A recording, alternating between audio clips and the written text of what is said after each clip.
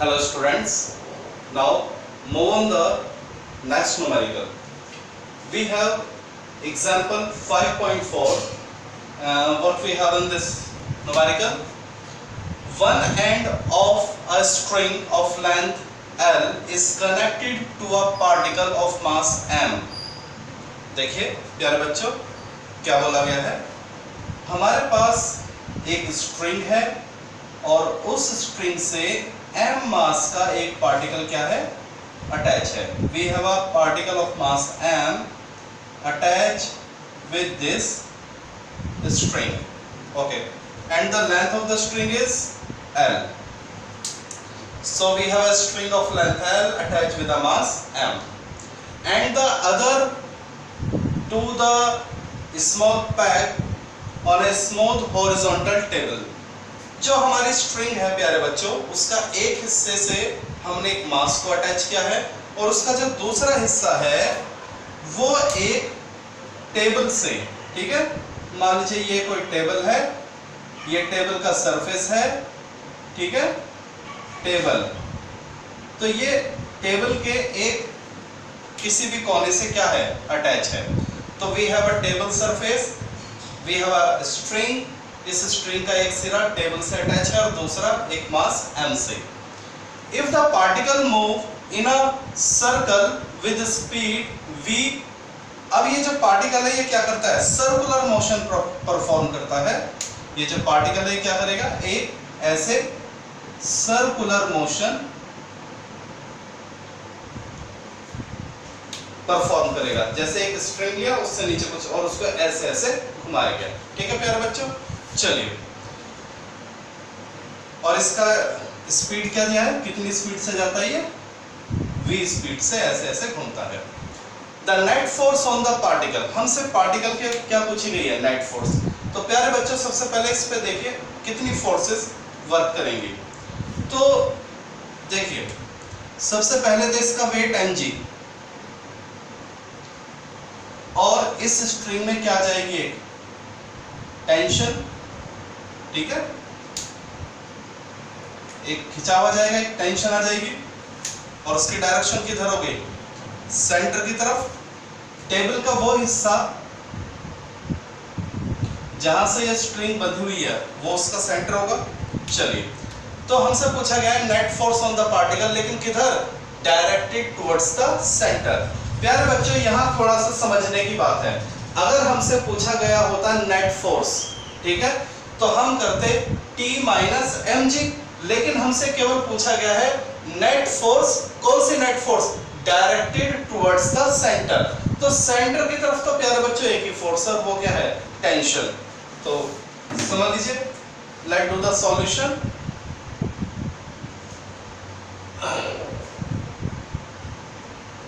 The only force यानी net force, ठीक है, act towards the centre is the tension of string. Centre की तरफ तो केवल एक ही फोर्स लगेगी और वो क्या है, टेंशन ऑफ द स्ट्रिंग. ठीक है, this is the only force जो सेंटर की तरफ लगेगा. ठीक है, दिस टेंशन, और ये किसका काम करता है, एक्ट एज सेंट्रीपिटल फोर्स. ये किसका काम करेगा, सेंट्रीपिटल फोर्स का काम करेगा. ठीक है, तो ऑप्शन ए इज करेक्ट. जो हमारा ऑप्शन ए है वो क्या है, करेक्ट है. ठीक है, इस न्यूमेरिकल में हमें 4 ऑप्शन गिवन है. ठीक है, तो जो ऑप्शन ए है that is correct.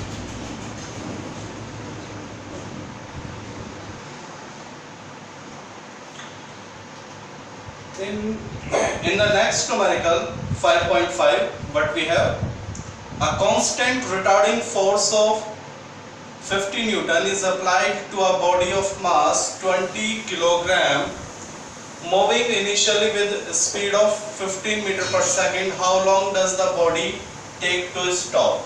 So let's imagine the situation.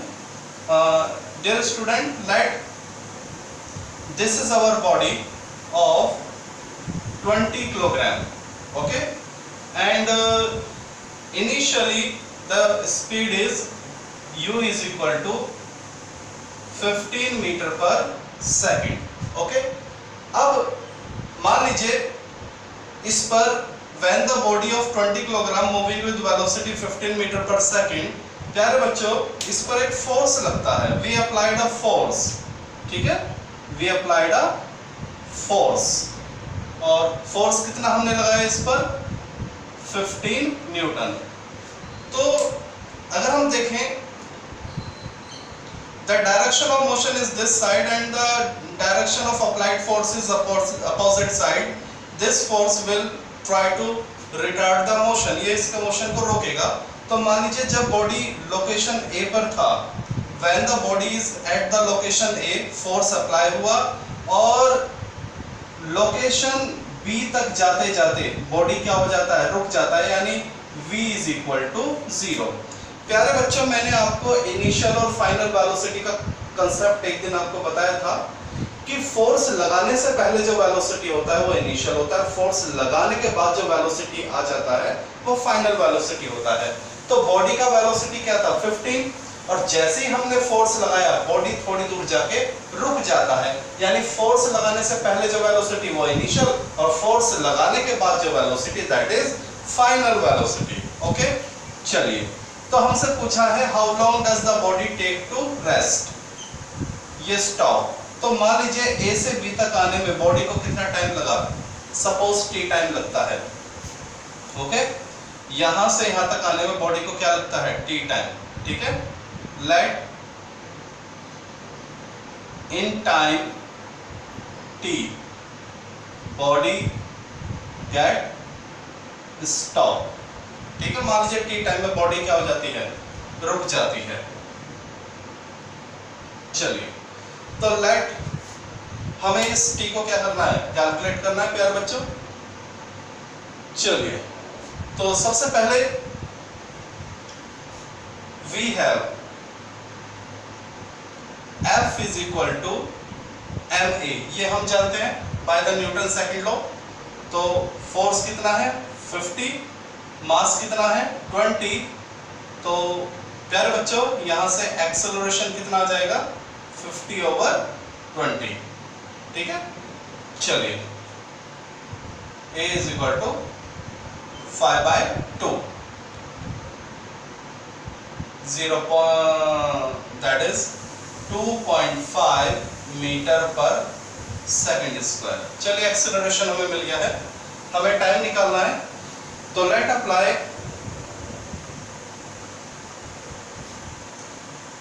First equation of motion.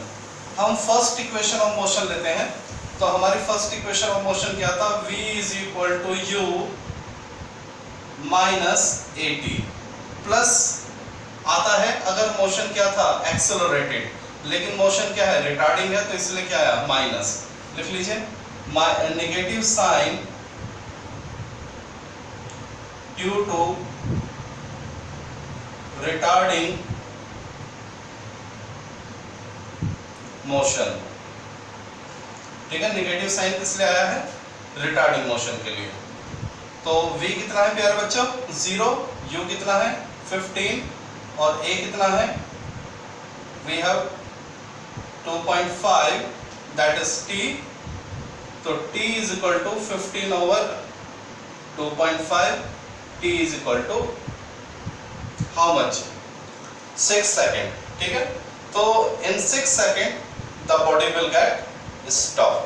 ठीक है,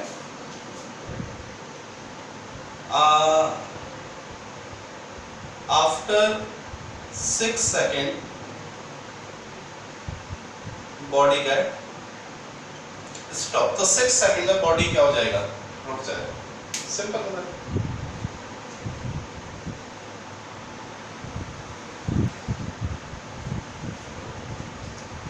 In the next example, what we have, a constant force acting on a body of mass 3 kilogram changes its speed from 2 meter per second to 3.5 meter per second in 25 seconds.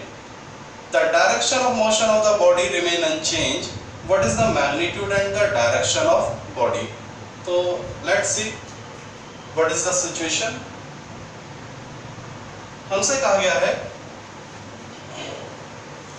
we have a body of 3 kilogram and the initial speed is 2 meter per second, and when a force is applied, the speed become of the body is 3.5 meter per second. Its speed changes speed from 2 meter. Okay, this is the accelerated force, not the retarding force, because the velocity is increasing. See, ठीक है? तो force लगाने से पहले velocity क्या था 2 metre पर second, और फोर्स लगाने के बाद जो वेलोसिटी है वो 3.5 मीटर पर सेकंड. ओके, और ये जो चेंज है टाइम का दैट इज 25 सेकंड. सो हमसे पूछा गया है magnitude and direction of the force. ये जो फोर्स है इसका मैग्नीट्यूड और डायरेक्शन हमसे पूछा गया है.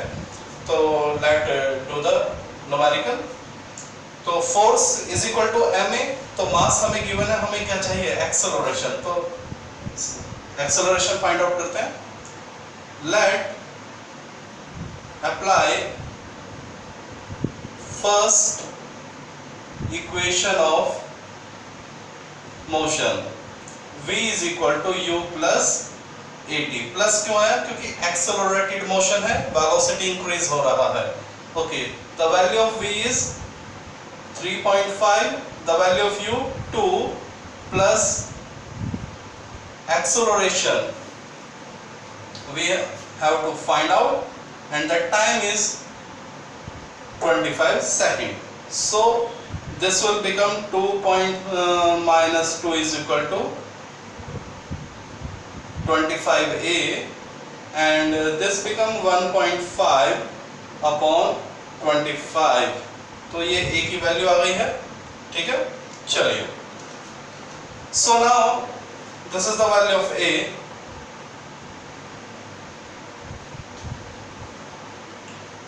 a is equal to 15. 250 point हटाएंगे तो वो नीचे आ जाएगा. Okay, magnitude and the direction of force. तो let's so F is equal to ma meter पर सेकंड स्क्वायर. तो मास कितना है प्यारे बच्चों 3 किलोग्राम. Acceleration 15 over 250. तो after solving this data you will get 0.18. okay, so Newton. So this is the magnitude of the force. और हमसे direction क्या पूछी गई है तो समझ लीजिए. Direction of force is always in the direction of acceleration. जो डायरेक्शन एक्सेलरेशन को होता है प्यारे बच्चों, वही डायरेक्शन किसका होता है फोर्स का. क्योंकि अगर आप ध्यान से देखेंगे F is equal to ma. तो यहाँ m क्या है स्केलर क्वांटिटी है, यानी m क्या है स्केलर क्वांटिटी, एक्सेलरेशन क्या है वेक्टर क्वांटिटी. तो ये जो F है इसकी डायरेक्शन वही होगी जो a की डायरेक्शन होगी. The direction of F is decided by the direction of acceleration. Okay, sure.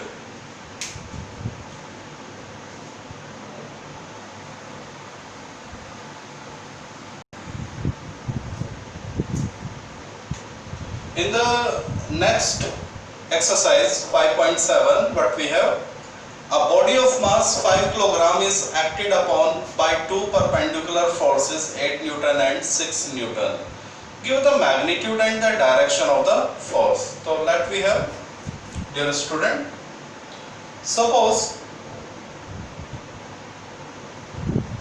we have a body, this is the body of 5 kilogram, and on that body what we have the two forces, 8 Newton and 6 Newton. Two forces are act on this body, 8 Newton and 6 Newton की दो forces हैं, और इनके बीच का they both are perpendicular. दोनों forces कैसी हैं? Perpendicular. ठीक है? तो इन दोनों force का जो resultant आएगा,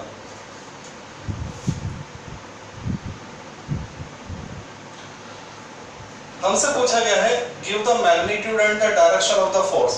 तो इस बॉडी पर 8 और 6 न्यूटन के दो फोर्स हैं, तो इन दोनों का जो रिजल्टेंट आएगा वो इस बॉडी पर वर्क करेगा. ठीक है?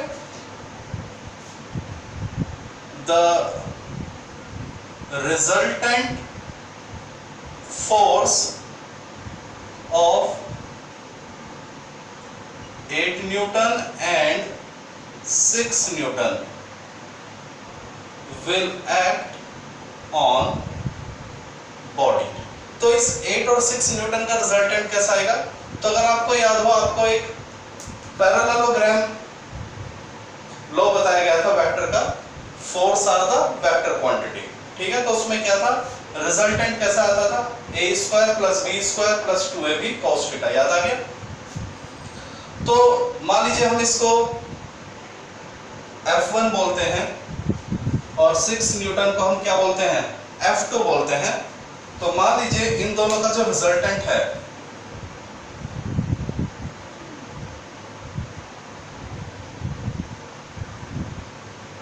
वो F है. ठीक है? जो F है वो इन दोनों का क्या है? रिजल्टेंट. तो the resultant force of 8 and 6 Newton will act on the body. F square is equal to F1 square plus F2 square plus 2 F1 F2 cos 90. याद आ गया? R square is equal to a square plus b square plus 2ab cos theta. तो F square is equal to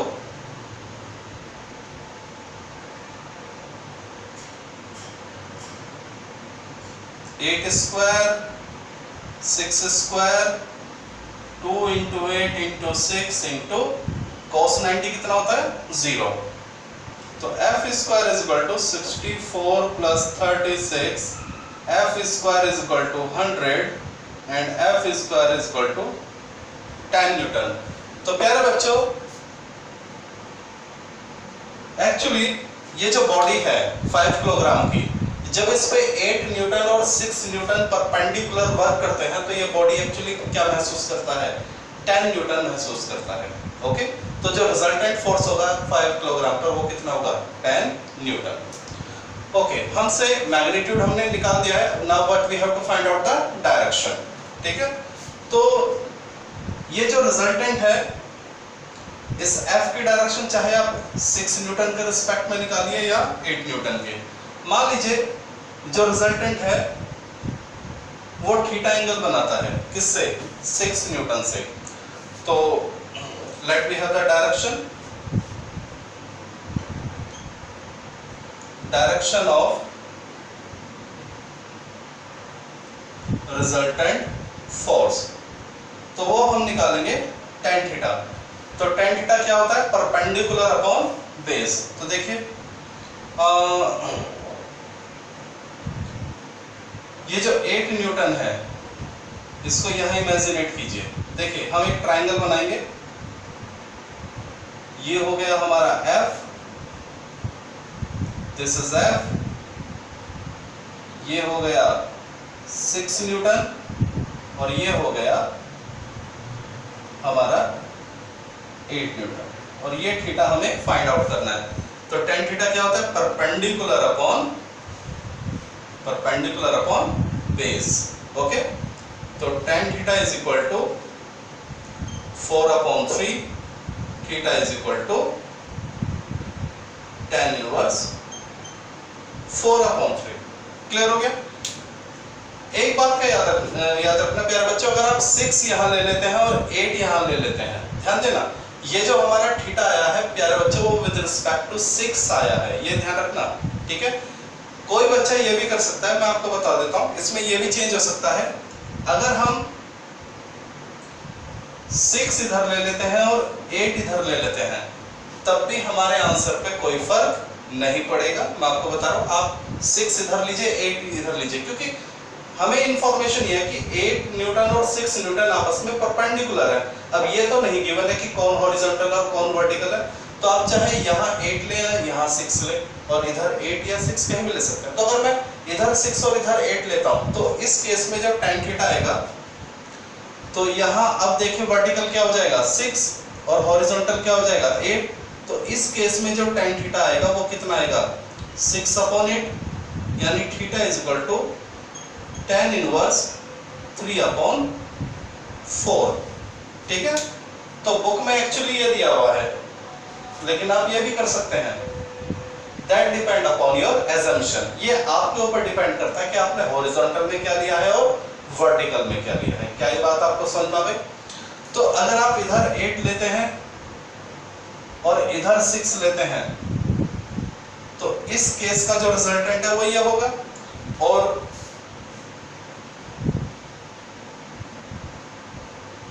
अगर आप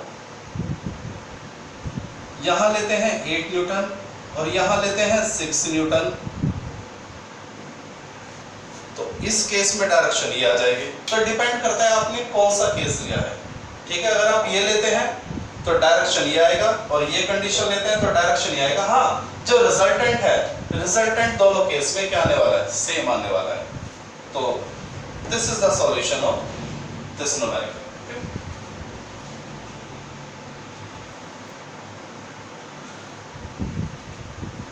Okay students, now in the next numerical 5.8 what we have, the driver of a three-wheeler moving with the speed of 36 km/h see a child is standing in the middle of road। देखिए क्या situation हमें given है, this is our road and we have a three-wheeler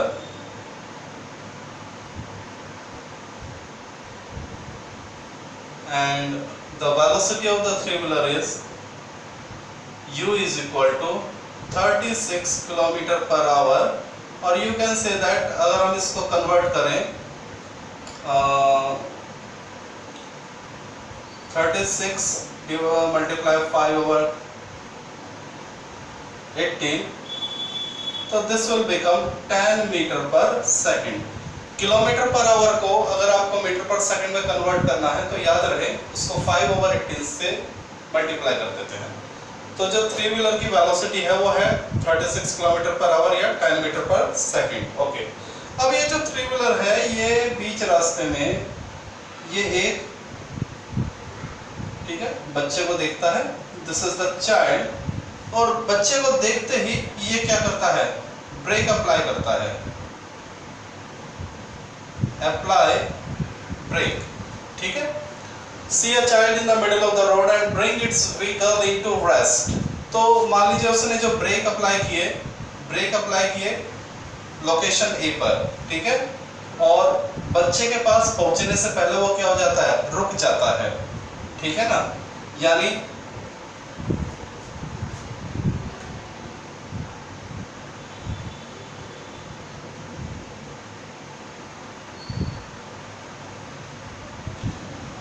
यहां आके वो v is equal to 0, ठीक है। तो बच्चे के पास आने से पहले ही वो क्या हो जाता है, थ्री व्हीलर रुक जाता है। ब्रेक अप्लाई किए ए पर और बी पर आके वो क्या हो जाता है, रुक जाता है। और जो टाइम लगता है इन टाइम 4 सेकंड में वो रुक जाता है। चलिए, what is the average retarding force. तो जब उसने फोर्स, ब्रेक क्या है, ब्रेक एक तरह का फोर्स है जो उसके मोशन को क्या करता है, रिटार्ड करता है यानी रोकता है। तो वही हमसे पूछा है, ठीक है। तो let do the situation. Okay प्यारे बच्चों, तो ब्रेक एक तरह का क्या है, force, brake is a kind of force, तो ब्रेक लगाने से पहले वेलोसिटी इनिशियल वेलोसिटी और ब्रेक लगाने के बाद जो वेलोसिटी वो फाइनल वेलोसिटी। तो हमें क्या निकालना है, ब्रेक निकालना है, रिटार्डिंग फोर्स। तो फोर्स क्या होता है, ma, मास हमें गिवन है, सबसे पहले हम एक्सेलरेशन फाइंड आउट कर लेते हैं। तो we have first equation of motion लगाते हैं, v is equal to u minus 80। Minus क्यों आया, क्योंकि रिटार्डिंग फोर्स है, ठीक है ना। Brake is a retarding force. जो ब्रेक होता है वो क्या होता है, रिटार्डिंग फोर्स होता है, तो इसलिए माइनस आया है। ओके, v कितना है 0, u कितना है 10, a हमें फाइंड आउट करना है, टाइम कितना है 4 सेकंड में वो रुक जाता है, ठीक है। तो यहां से एक्सेलरेशन हो जाएगा 10/4, यानी a is equal to 2.5 metre पर सेकंड स्क्वायर। चलिए आगे देखते हैं।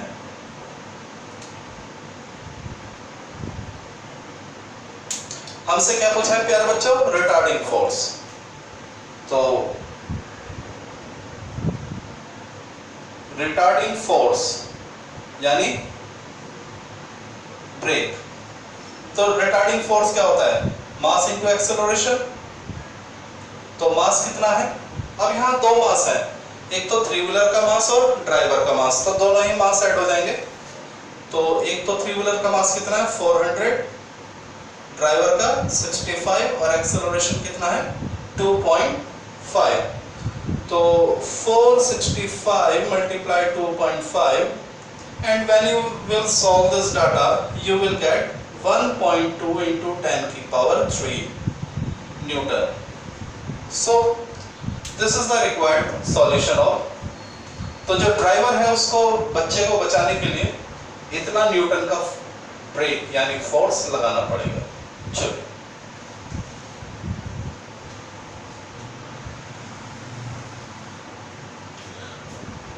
okay students, now in the next numerical 5.9 what we have, a rocket with a lift of mass 20,000 kg is blast upward with an initial acceleration of 5 meter per second square. Calculate the initial thrust of the blast। देखिए इस situation को इमेजिनेट कीजिए प्यारे बच्चों।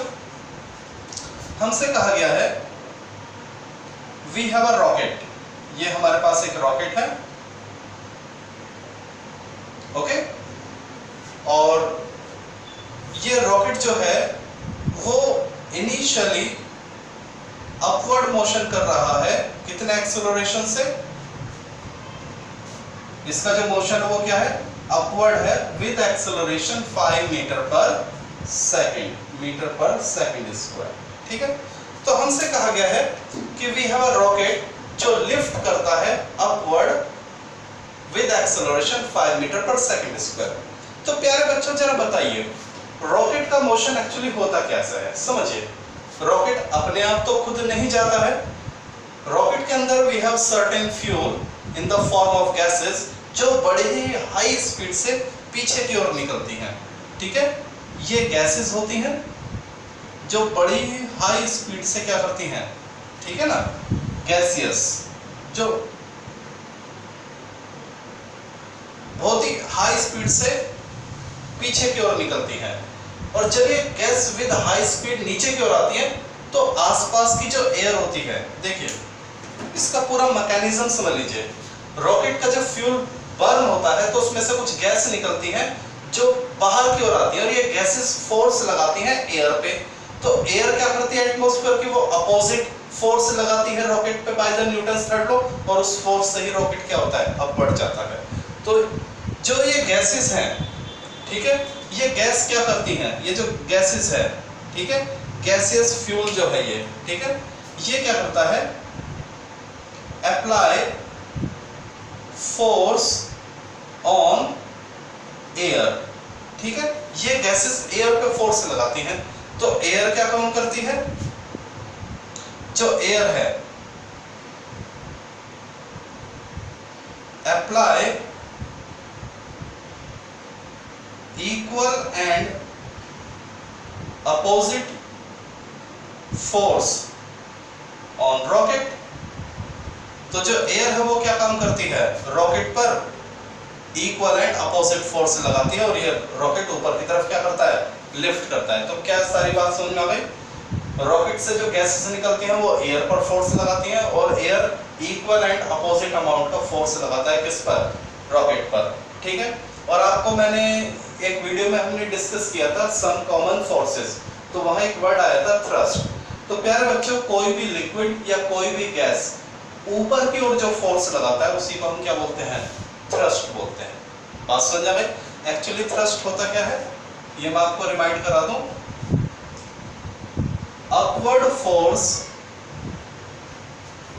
Apply by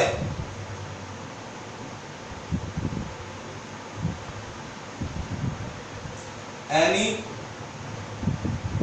liquid और gas. कोई भी gas या लिक्विड ऊपर की ओर जो फोर्स लगाता है उसी को हम क्या बोलते हैं, थ्रस्ट। तो यहाँ एयर क्या करेगी, रॉकेट पर ऊपर की ओर फोर्स लगाएगी, तो वही हमसे पूछा है। तो देखिए सॉल्व करते हैं। और मैं एक बात बता दूं, रॉकेट एक तरह का लिफ्ट का काम करता है। एक वीडियो में हमने पूरा लिफ्ट को ही डिस्कस किया था, याद आ रहा है? एक वीडियो में हमने सिर्फ लिफ्ट को ही डिस्कस किया था। तो उसमें आपको बताया था कि लिफ्ट, जब ये रॉकेट क्या करता है, इसके अंदर कुछ मास होता है, उस मास को लेके जाता है ऊपर। तो लिफ्ट में क्या होता है, जब बॉडी अपवर्ड मोशन करती है तो उसके लिए फॉर्मूला था R = mg+a। डाउनवर्ड मोशन करती है तो R = mg-a। याद आ गया? अपवर्ड में प्लस, डाउनवर्ड में माइनस। तो चूंकि कैसा मोशन है, अपवर्ड है, तो इसमें लिफ्ट का अपवर्ड वाला फॉर्मूला लगेगा। तो देखिए, since rocket act as lift, so in upward motion, तो जब हमसे क्या पूछा गया है बेटा, थ्रस्ट। थ्रस्ट क्या है, force by air on rocket is equal to mg+a। याद आ रहा है लिफ्ट के केस, लिफ्ट में अपवर्ड मोशन में क्या था, mg+a, और डाउनवर्ड मोशन में क्या था, mg-a। क्लियर हो गया? तो मास कितना है प्यारे बच्चों, 20,000 मास गिवन है। ठीक है, इसके अंदर का जो मास है 20,000। जी हम अपनी सुविधा के लिए जी को क्या ले लेते हैं, 10 ले लेते हैं। वैसे तो 9.8 होता है, लेकिन अगर गिवन नहीं है तो आप अपनी इजीनेस के लिए उस पर 10 ले लीजिए। एक्सेलरेशन कितना है, 5, 20,000 into 15, 15 इसको क्या बना देगा, 30 बना देगा। 1 2 3 4 0 ऑलरेडी हमारे पास है। ठीक है, तो ये हो जाएगा 3 × 10 की पावर 5, 1 2 3 4 5। ठीक है, न्यूटन। तो this is the answer of the required numerical. बहुत ही अच्छा न्यूमेरिकल था कंसेप्ट के लिए।